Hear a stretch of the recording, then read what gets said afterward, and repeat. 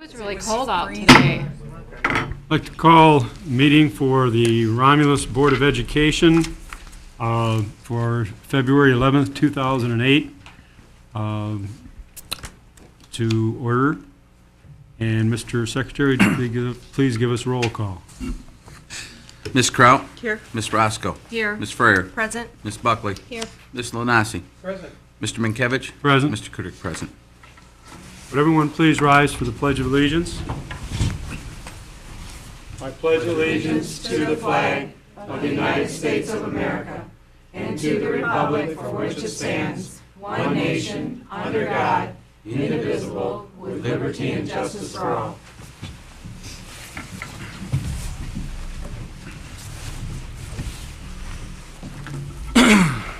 Next item on the agenda would be concerning the consent agenda. If there's anyone in the audience or anyone from the school board that wants any of the items pulled from the consent agenda, should let us know now. Seeing none, a motion would be in order to approve the consent agenda. Mr. President, I make a motion that we approve the consent agenda as presented. Support. We have a motion by Mrs. Buckley, support by Mrs. Frere, to approve the consent agenda as presented. Any board members with questions, concerns? Seeing none, we will take a vote. All those in favor, say aye. Aye. Opposed? Motion passes. Next item would go to report of the superintendent. Mr. Weiss. Thank you, Mr. President. First, before we get too far, I would like to make a couple of acknowledgments. This week has been noted as Michigan School Principal Week. We have a few of our principals in attendance this evening, and we had a few also in attendance. Most of the board members are aware that our LLT group, our Leaders Learning Together, meets every month, one Monday every month, and we had a number of our principals in attendance there. They're quite a group. In my year and a half in Romulus, I have the utmost respect for our principals. I know that they work hard and their work is endless. And we have a few little niceties to acknowledge the passing of Principals Week this year, which we'll be sharing with our principals later on. But we thank you, we appreciate you, and your chorus who couldn't be here this evening. And next, I would like to introduce Kathy Hurst, who has an introduction for us as well. Kathy, if you would come up. I think all of you know Kathy. Kathy's been transplanted this year from Wick Elementary to Corey Elementary as a Reading First specialist, and she has a young cohort with her here. Hey, okay. Well, Mr. Wise, Mr. Clare. Where's the mic? Ms. Barnes, and members of the board. I've been in the district for many, many years, and I've held many positions, but one position I will carry with me for the rest of my life, and that is that of Service Learning Coordinator. And many of you are aware of the many things that were accomplished in those 11 years that I had the honor of serving in that position. And I forget, many of your children actually were at the high school at the time. And with that position, we became a national service learning leader school at the high school, and I actually took some students to Capitol Hill, and we received an award for a domestic violence symposium that we had. And from service learning, the Michigan Department of Ed evolved into a Learning to Give program that we got acquainted with and became a part of. And then from Learning to Give, we evolved into another program known as the League. And that started up last year, and all of the schools in the district are involved in it. And as a result of being involved in the League, and I'm gonna let Becca tell you just a little bit about that, it's another opportunity for students to be involved in service while also learning academic curriculum at the same time. Tomorrow, I know at Corey School, we'll have students who are studying poetry. They will be looking at poetry as a talent that they have for writing, and then that talent will be shared by making valentines that will be given out as an act of caring. The project is called Art from the Heart. Another classroom will be studying similes, and they'll be writing caring messages using similes, and then those will go into cards that will be passed out. And so across the grade levels, K through 6, there are lessons that students learn, but at the same time, those lessons turn into caring projects that benefit members of the community, both here and then abroad. And so, but tonight, I'm thrilled because the district was offered an AmeriCorps member this year. And AmeriCorps, for those of us that are not sure what it is, think of it as a Peace Corps member. Becca is a college graduate who is given up a year of her life to serve in the Romulus School District in the community of Romulus. And she does that for free. And then at the end of a year, she gets a $4,000 college stipend that she can use to further her studies. And she had the pleasure, it's always hard coming into a community that you don't know and to figure out what the workings of it are. And I tried to think a few weeks ago of the perfect person to take her around and show her all the nooks and crannies in the district. And so a friend of mine that used to do a lot of service with me, Sandy Tenney, took her around the community and introduced her to everybody and everything and every street, and so she at least knows who we are and where we are. And so she's going to be with us for a year. So if you could join me in welcoming Becca Lewis to Romulus.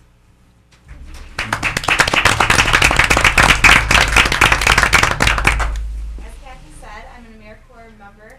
I'm very excited to be here this year and to work with Romulus. I was given this opportunity. I live in Ann Arbor with my mom. That's where I grew up, and then I went to Michigan State. The thing that really got me into service learning, which I'm really excited about, is when I was in 7th grade and I took a class called Community Service and Leadership. And it really just made a huge impact in my life, and I've always wanted to give back since then. I think it's really important to help our students do that, and the League is a perfect way to do that. The League uses a sports-based analogy to teach kids how to give back, while at the same time giving them lessons that they can use in the classroom. So we call teachers coaches, the students are players, and it's this huge game that we're all into, and we're all trying to get as many points as we can to help our communities and to give back. It's a really, really unique organization that I think does a lot of good. And I'm really excited to work with Romulus, especially because service learning is a huge part of what you do.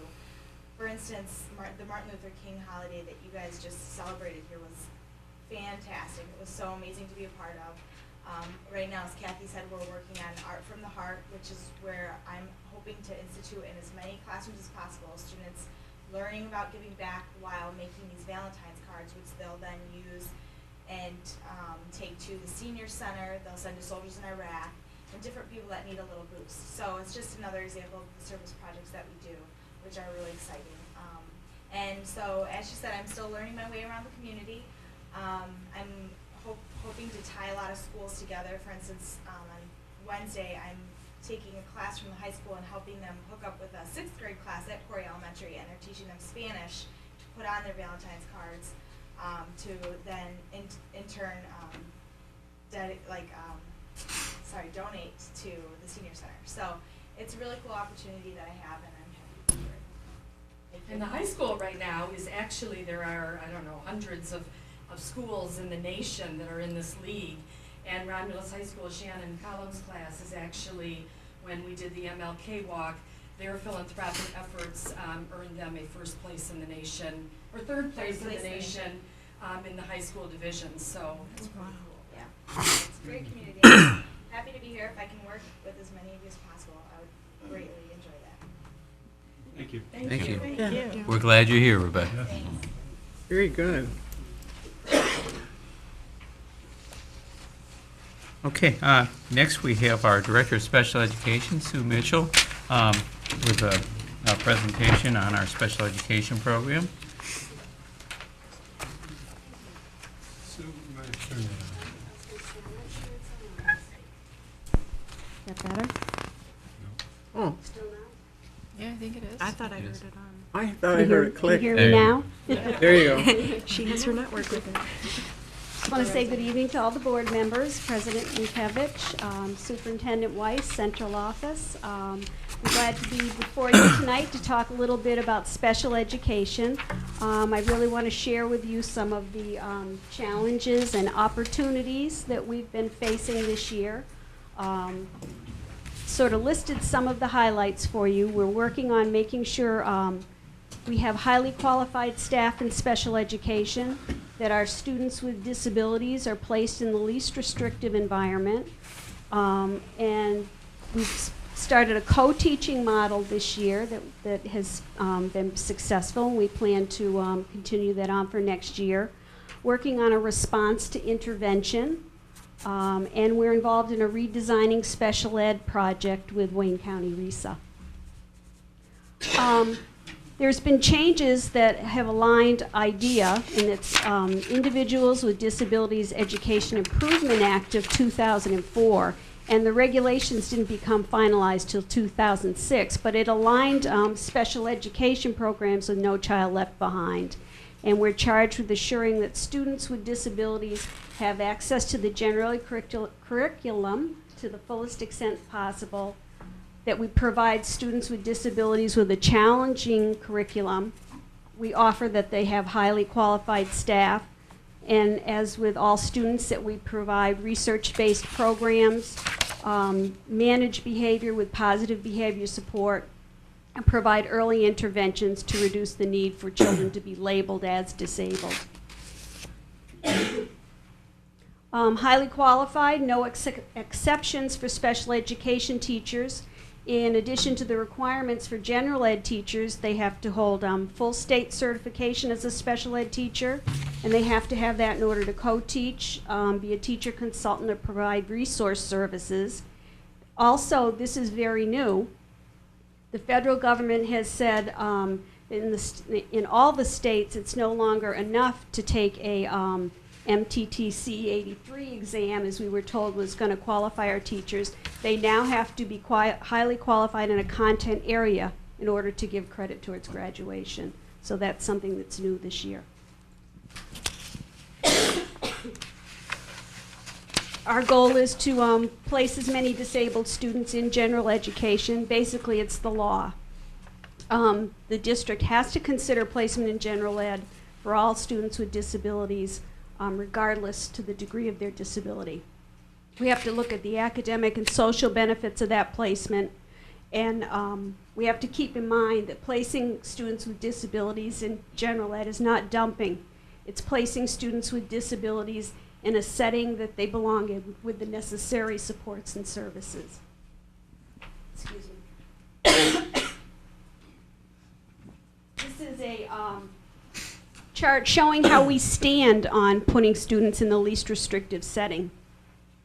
The yellow line is our state target, and the most important goal is for our students to be in general education more than 80% of the time. We're pretty close to our state target. We need to do a little better job in making sure that we have less students in general ed less than 40% of the time. So that gives us an idea on what our goals are. Now, co-teaching, our pilot program this year that we're going to continue on next year, helps us meet highly qualified standards for instruction and provides access to the general education setting for our students with disabilities.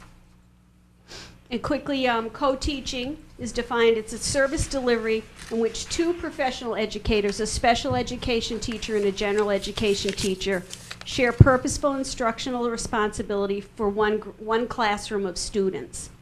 They teach the required curriculum with mutual ownership, pooled resources, and both are accountable for the student learning. Although each teacher's individual level of participation may vary. We have to keep in mind special education is a service, not a place. It's about meeting the needs of students, whatever those needs might be. The benefit of co-teaching to our students is they all receive the same curriculum. Students with disability, again, that important least restrictive environment for instruction, less stigma for students, less program fragmentation. If we're taking students with disabilities out of the classroom, they're missing a lot of the content. They need to stay in the classroom. And it's a better education for all students. With 2 teachers in the room, the special ed specialist can also work with our struggling students. The staff teaching roles, the special ed teacher continues to provide their expertise and strategies and accommodations for struggling students. And the general ed teacher has that content expertise. But they're both responsible for all students, committed to shared planning time, and they take turns acting as the lead teacher. Redesigning special ed that I mentioned is a 3-year pilot project with Wayne County RESA. And we have teams of general ed and special ed staff at the elementary and secondary levels working together in planning for increased inclusion of students with disabilities and academic performance increases for students with disabilities and all learners in the general ed setting. So we're really committed to getting as many students instruction delivered in the general ed setting. The purpose is also to reduce identification for special education, provide instruction in the general ed setting, and increase achievement for all kids. Response to intervention, it's an effort to reduce misdiagnosis of students with learning disabilities. It's intensive, prescriptive, research-based early intervention. An example of it now is our Reading First. That's very prescriptive and intensive. And we actually have seen that special ed referrals have decreased. It assesses student progress prior to evaluating for a disability. And if students are making progress, we're not going to rush to special ed evaluation. I'm happy to say we just got our report from the Federal Office of Special Education, our progress report. And we had a level 1 reading in all areas. Our graduation rate, 80.5% of our special education students graduate. We've met our target for the least restrictive setting. We're in compliance, meaning we provide all our programs and supports as we say we're going to. We're timely in our IEPs, which is actually an educational contract. That's very important. And we're timely and accurate in our data reporting. And all total audit findings, we're level 1, we meet all requirements. So that's really a point of pride. And my concluding thoughts, no child left behind is here to stay. Accountability is the key. Special ed students need to be held accountable, and we need to be accountable for their instruction. The focus is on outcomes and not input. And I've just given everyone a packet and kind of included some websites if you have any further interest. And I guess the final thought is that special ed and general ed need to work together, sharing together, working together, and we'll be successful together. Thank you. I just want to comment briefly. I'm sorry, did you have something? If there's any questions, I would be glad to answer them. Before you ask questions, I just want to say, Sue's been in this position about 1.5 years now, and I just want to compliment her on her leadership in this area. She was not a person to sit back. One of the reasons that we brought special ed over to this building is because we knew that the days of having special ed in a separate department somewhere, that was something that needed to go away a long time ago. And as a result of that collaboration, you're seeing some of the outcomes tonight. You're seeing general education teachers being aware of the response to intervention. You're seeing teachers being trained in co-teaching, which is really the state of the art, at the secondary level in particular. And one of the curves that was thrown to Sue about October, November this year was that all of our special education teachers who were highly qualified back in 2006, the federal government said that our secondary special ed teachers needed to also be certified within their content areas, which is a whole new thing. They told them they were highly qualified. Now they're saying they're not, and so that's one of the bigger challenges that Sue has taken on this year And really, she's rolled up her sleeves, and we're starting a good process. This is not an easy thing for any of our secondary special education teachers, but I know we'll get through it, and I know we'll be doing the right thing.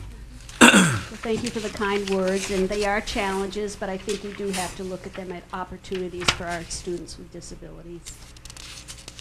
Any questions? Just to clarify for myself, it sounds like the goal now is to get the special ed students into the general classrooms rather than having their own separate Yes. classroom. As a few years ago, you'd have one classroom, it would be all those Yeah. same students. Okay. Yep. With No Child Left Behind, our students with disability are taking the MEP, so they need to be in those classrooms and being exposed to the content. Thank you. Thank you. Sue, good job.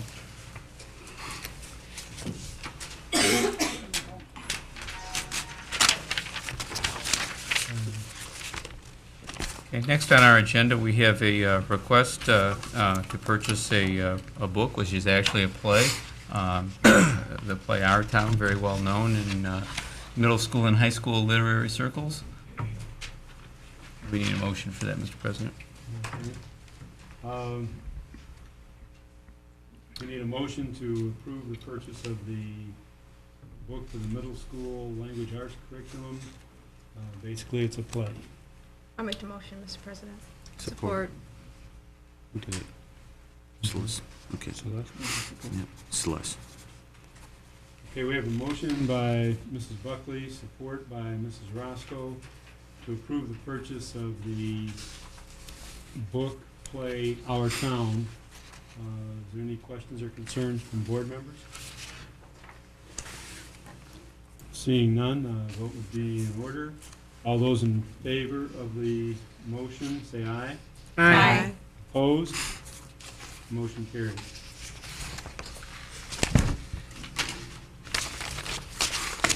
And next item we put on as a discussion item, schools of choice. We're beginning our budget development process for the upcoming school year, which is just around the corner, believe it or not, 2008, 2009. One of the discussions that I wanted to have with the board as we begin this process is our School of Choice program. As board members are aware, the School of Choice program has helped the district to maintain financial solvency and also to maximize the use of our physical facilities and our teachers and support personnel as well.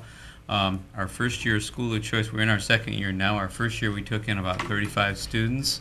It was limited, enrollment was limited to 2 elementary buildings, Hale Creek and Merriman. Last year we expanded to 5 of our elementary buildings. And also we added the 7th grade. We took in just under 100, I believe it was 96 or 97 School of Choice students for this current school year. While again, it's not the recommendation of the administration that we open the floodgates and take in students K-12 and get as many as we can, as some of our neighboring districts are doing. But again, in this part of Wayne County, school districts are faced with the potential of a declining enrollment and serious revenue implications that would transpire if we do lose students. So I wanted to have a discussion, basically answer any questions, and also let the board know that the program is working well. We're selective, and we've done a pretty good job placing those students, and by and large, those students do very well in our schools, and we'd like to continue. What we're kind of looking at right now is probably a K-8 enrollment, again, stopping at 8th grade, and we're down, our middle school is, right now, we have count day coming up on Wednesday, but roughly we're at about 590 students. We would like to be at about 650 for the middle school. So again, the reason, that's kind of the reason to expand the School of Choice enrollment through 8th grade. Any questions or things that board members would like to share? I just have one comment. Based on what's happened in the past, we held out, I think, as long as we could, staying away from schools of choice. unfortunately, that's today's game, and every school district around us has the schools of choice, open enrollment, and if we don't stay in the game, we're going to lose students and never gain. So I have to be in favor of the schools of choice program. Mr. President, Ms. I have a Buckley? question. Mr. Weiss, now, everyone needs to understand, we cannot take students based on referrals and things like that. When someone applies, comes into our district for school of choice, what is the criteria that we use for those students? I'm not sure of the question. You mean if we were going to take someone right now, or No, when just we say- open up the Just say window? if we open up, when we take students, what is our procedure for taking students? Oh, all right. I understand. Basically, what we do, we're required to have a school of choice window of enrollment. That's a 3-week window, 15 school days, basically. We can determine when that window is, and we've been pretty successful having that in June, right around the time school gets out. That's when parents and families are thinking about making some changes. Students, we advertise that in local papers. We advertise in the Detroit paper too, and families fill out enrollment papers. And when we advertise, we open a number of slots. We take a look at our enrollment. Again, it's not our goal to put 70 children in every classroom, or nothing like that at all. It's our goal to kind of round out our enrollment numbers. So if we see that we have a small group of second graders, for instance, we might take in quite a few, open up opportunities for more second graders than, say, third graders. We look at our existing enrollment. We also try to get information from our teachers and principals about people moving out of town or leaving the community. That helps us kind of guess, but it's kind of a guessing game. We open up slots. If fewer children apply than spaces available, it's very easy. Everybody gets in. If more children apply than we have spaces available, for example, we have 50 spots in second grade and we have 60 applicants, then we're required to hold a lottery. We basically pick names out of a hat to determine who gets in. The only exceptions we have, and we do follow this strictly, are when we started this program, the board had some concerns, legitimate concerns, about students who may not be in the district's best interest for whatever reason. And the one caveat that we explain to everyone about school of choice is we don't have to take students who have a record of being suspended or expelled. So that's a question that's right on the enrollment form. We ask that question, have they ever been expelled or suspended from their current school? If they have, then we don't take those students. We also do a little bit of research on that too, to kind of make sure that people are coming for the right reasons. So if we decide to add an 8th grade, we would know how many slots that we would need right now. Yes, as we're kind of waiting for our account information data. So in a few weeks, we'll have a better picture of where we have room and how much room we have, and I'll keep the board up to speed on that. So do we know the ones students we have for school of choice now, are we having any behavior problems, referrals, any of those things on these students? Are we following those students that are coming into the district? We are following them. The principals are basically the point people in that regard, and I have not been made aware of any special challenges that are related to the admission of school of choice. Could be some things happening that I'm not aware of, but in general, what I hear is that those students came for the right reasons, and they're more or less model citizens and very good students. Their parents are kind of making the extra effort because they're transporting them. Those students aren't entitled to bus services. The parents have to bring them here to school, and they're glad to be here, and we're glad they're here. That's what I was hearing. I just wanted to make sure everybody else was hearing the same things. And before we, Mr. President, before we approve it, we'll have the number of slots we need for each classroom. Yes, that'll be coming along. Any other comments from board members? Seeing none, I guess we can go to the next item agenda, which was communications and expressions from the public. Received nothing for anybody wanting to make comments, so we go back to Superintendent Weiss for item G. Okay, very quickly, board members have in your packet a number of newsletters, one from Hale Creek, also Reading First Hale Creek Highlights, a newsletter from Wick and Barth, and you also have the Apparent Parent packet. Good information, good reading in there. The next item on the agenda would be questions and/or concerns of board members. Do we have any board members who wish to comment on anything? Mrs. Buckley? Mr. President, last board meeting, Superintendent Weiss, we made a motion to reimburse parents. Has that been done yet? It's in process. We received the list of the names and the amounts from the high school, and the checks haven't been printed yet, but it's in the works. They should be going out within the next couple of weeks. Okay, thank you. Mhm.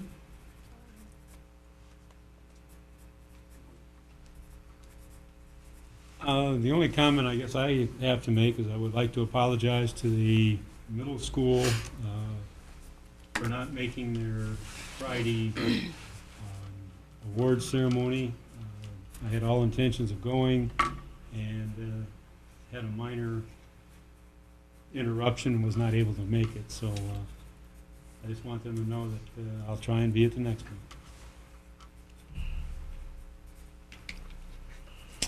And that's all we have for that item. And the last item then would be a motion to adjourn. Make a motion that we adjourn? Support. We have a motion by Mrs. Roscoe, support by Mrs. Renassi to adjourn the 30 meeting. minutes. All those in favor, say aye. Aye. Opposed? Motion passes. This meeting is adjourned.